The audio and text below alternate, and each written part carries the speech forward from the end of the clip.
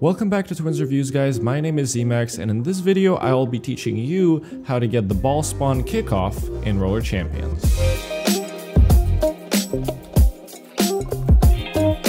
Now, if you see, I'm wearing some official Roller Champions merch right there. Not endorsed or anything, but we did unbox it in the previous video. It's going to be up there if you're interested in an unboxing of official Roller Champions merch. Definitely check that one out. Now, ball spawns are also referred as kickoff in Roller Champions, and there is 4 places that kickoff can happen in, and it is at random. So there's technically no way of predicting where the kickoff is going to be. The ball will spawn randomly at one of the 4 points every single time after a goal or right before the game begins. So essentially there's a 25% chance that it's gonna spawn on one of the 4 of the towers. Now these are called towers. I like to refer to them as towers. They're big light bars, are in a shape of like an arrow kind of, and they're referred to as towers, so I'm gonna just refer to them as that.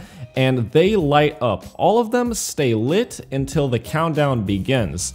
As the countdown goes from 3, 2, 1, and then go, we lose a tower every single second. So one tower is going to stop flashing, and then another tower will stop flashing, and then another tower will stop flashing until there is only one tower that is lit up. And that means that tower will have the ball spawn. And the ball spawn always happens at the top of the tower, as you can see on the video right there. It is really close to the ceiling, and we'll talk about how to get that a little bit later in the video. Essentially, there's no way to predict a ball spawn every single time, but there are things that you can implement into your game that will get you a better chance than a 25% chance at getting the ball. And this has to do with positioning on the field. Now, as you know, you have 3 team members on a Roller Champions team, so you can put 3 players in 3 different positions. Now, there are 4 ball spawns, so technically 1 is being unattended, but here is the trick.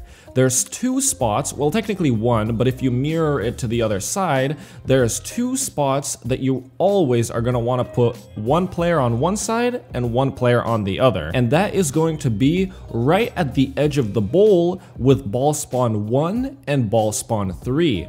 This is because if the light stops flashing on that tower, you can simply move up to ball spawn 2 or ball spawn 4. This is the optimal place to put 2 out of your 3 players. The 3rd player can go anywhere in the middle, for example, to get the ball at the ball spawn 4 or at ball spawn 2. Make sure to coordinate this with your team when you roll out, like someone says, I'll stay back, and then someone says, I'll go forward. That indicates that one person is going to remain at the first bowl, and the other person is going to remain at the next bowl. So this technically gives you a 50% chance of being right, because if one of the towers stops flashing that you're on, you can simply move to the next one, and that's technically you're covering 2. Now, if the other opponent is already there before you, tough luck, but it's something to keep in mind and something you should definitely implement when grabbing the kickoff.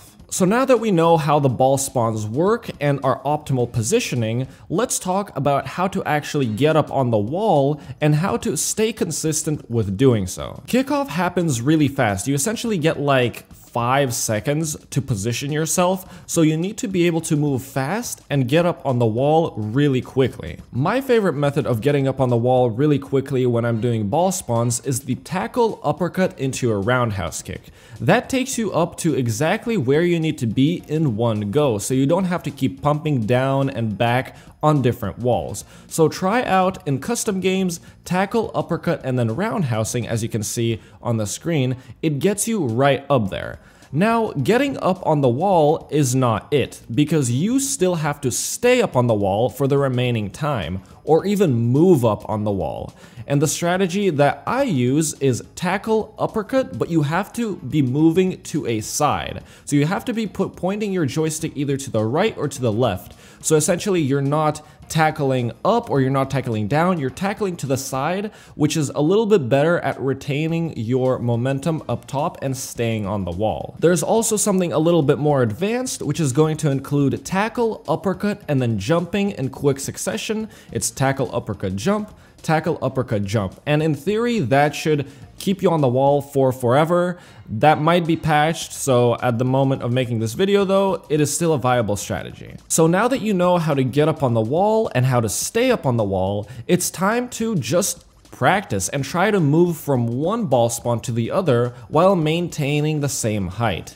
And then all you have to do is just implement speed into your decision making, and you will start getting ball spawns way more often. Now, you obviously need to practice for consistency and all of that, but essentially it is not too difficult. If you start just practicing it more and more, you will start to really understand how the kickoffs work, and you'll get better at it, trust me. With that being said, thank you guys so much for watching the video. As always, if you liked it, make sure to give it a like, comment, and subscribe for more Roller Champions videos in the future.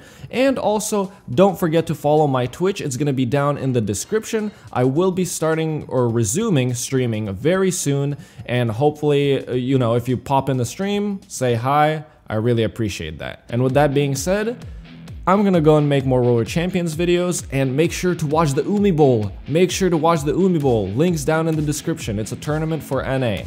Tune in. And with that being said, which I already said, bye.